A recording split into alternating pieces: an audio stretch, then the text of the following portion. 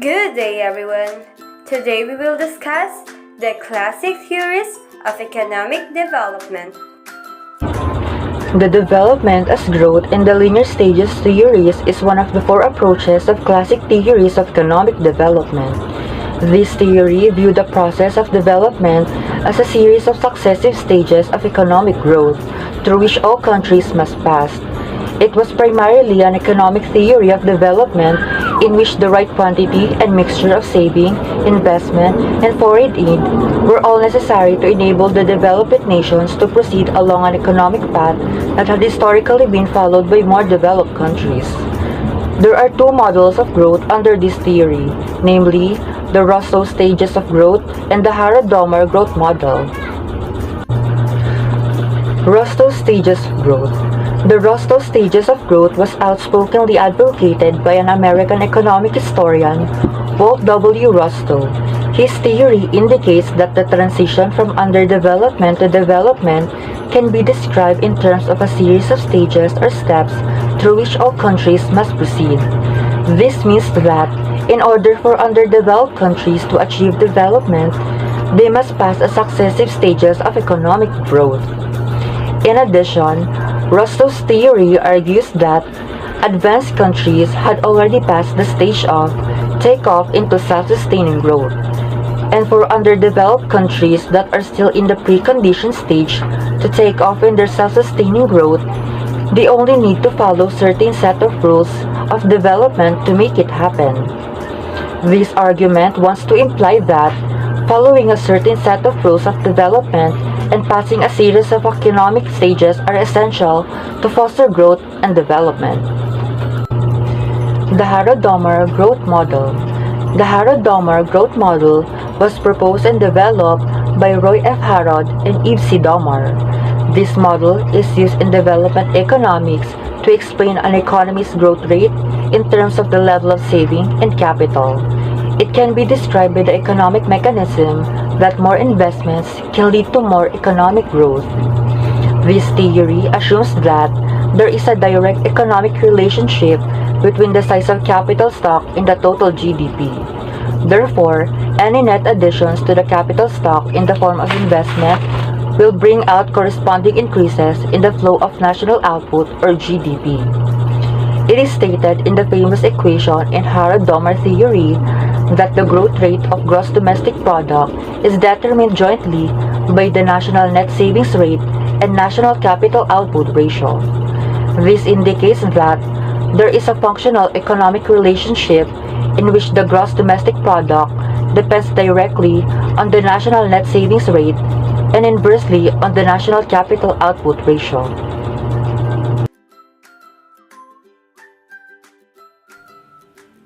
When it comes in comments regarding the theory of development as growth in linear stages under the models of Rostow and Harrod, together with Domar, these models apparently have negative and positive outcomes for countries to be able to operate these kind of models, because this theory is a matter of increasing national savings and capital investment.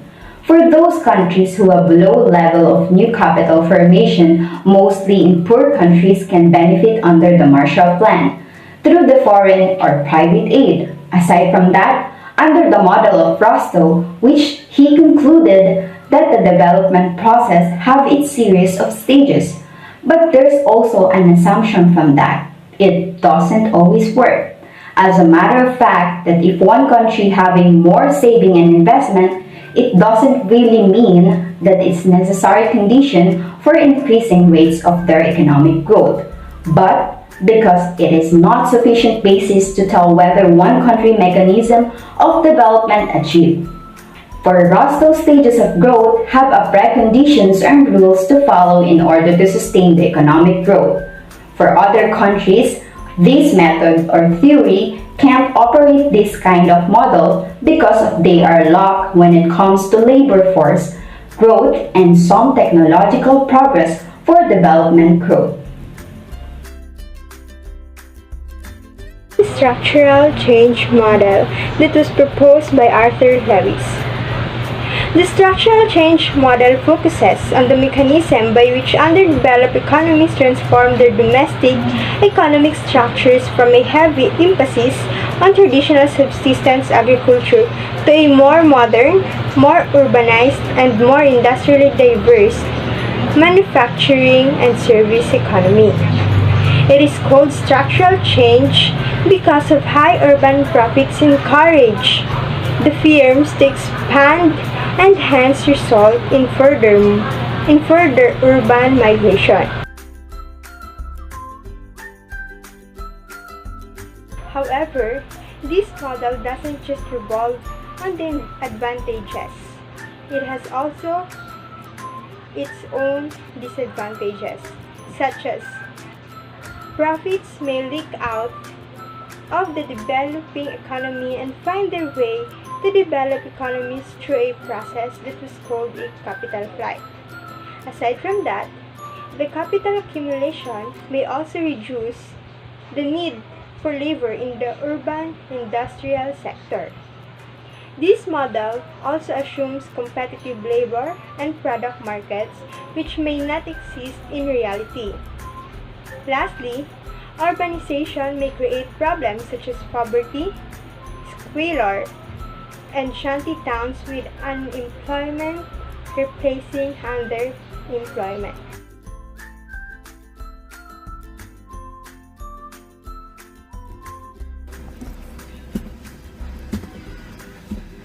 International dependency theory is commonly known as dependency theory.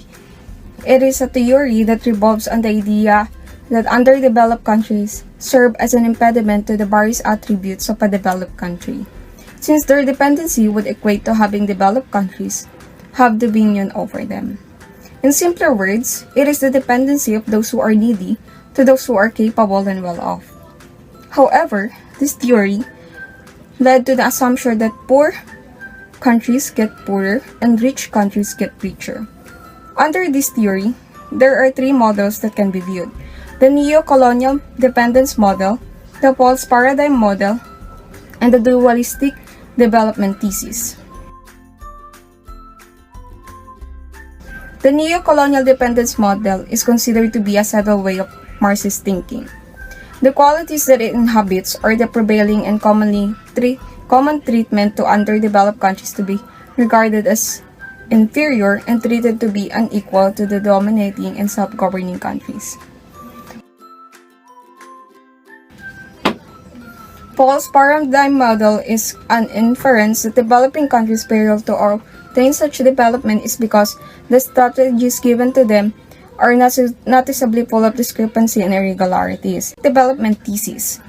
The concept of dualism discusses the ever-present extensive difference between the underprivileged and the fortunate. Under this theory, it encompasses four more arguments: the existence of having a superior country and a less or inferior one; the reality that prosperity and scarcity is not simply an ancient quandary but a dilemma resulting from continuous negligence; the dominion of developed countries continue to fail and other developed countries to remain stagnant; the probability that superior countries may affect severely the inferior ones and provide no aid but instead help developed countries to be more undeveloped. This theory focuses on addressing international power imbalances as an effective strategy to address many social problems and accelerate economic growth through domestic and international reforms in political, economic, and institutional. According to the IDR model, developing countries are in a dependency and dominance relationship with developed countries. Regardless of their philosophical differences, proponents of the IDR models dispute an exclusive focus on standard neoclassical economic theories that aims accelerating GDP growth as the primary indicator of development. The IDR model questioned various theories, such as the relevance of the Lewis type model and the claims made by Chenery. The theories that ID are rejected are about the patterns that developing countries should follow in order to sustain development. On the other hand, this theory aims to eradicate poverty and inequality through expropriation of privately held assets in the hope of establishing public ownership and control. However, this theory has its own weaknesses. One of these is it gives an information on how poor countries remain undeveloped, but it doesn't provide an idea on how these developing countries can nurture development. With this, IDR model cannot help developing countries to improve and evolve. Additionally, the developing countries who tried to adopt the revolutionary campaign resulted in negative outcomes. The neoclassical counter-revolutions market fundamentalism. This theory is for those countries who fail to develop their government to grow their economic resources.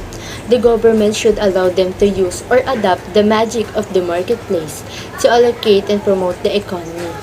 In the 1980s, the political ascendancy of conservative government of the United States, Canada, Britain, and Germany came with the neoclassical counter-revolutions in economic theory and policy.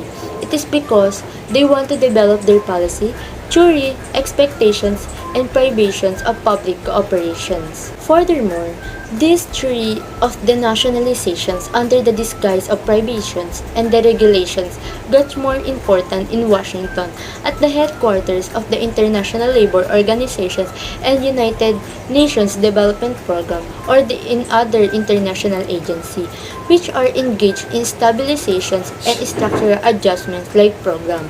On other hand, the central arguments for the neoclassical counter-revolutions is due to the poor resources that they allocate due to the incorrect pricing of the product to the market and too much state intervention on the part of universal development construction in their economic activity. Thus, it is the state in intervention or the greater role on the state in economic life which has slowed down the pace of the economic growth in the universal development construction.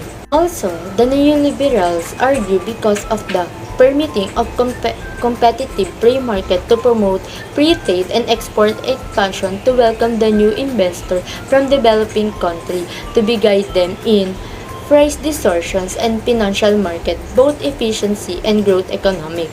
And a neoclassical theory has three different approaches, such as the free market approach, the public choice or the new political economy approach, and the market-friendly approach.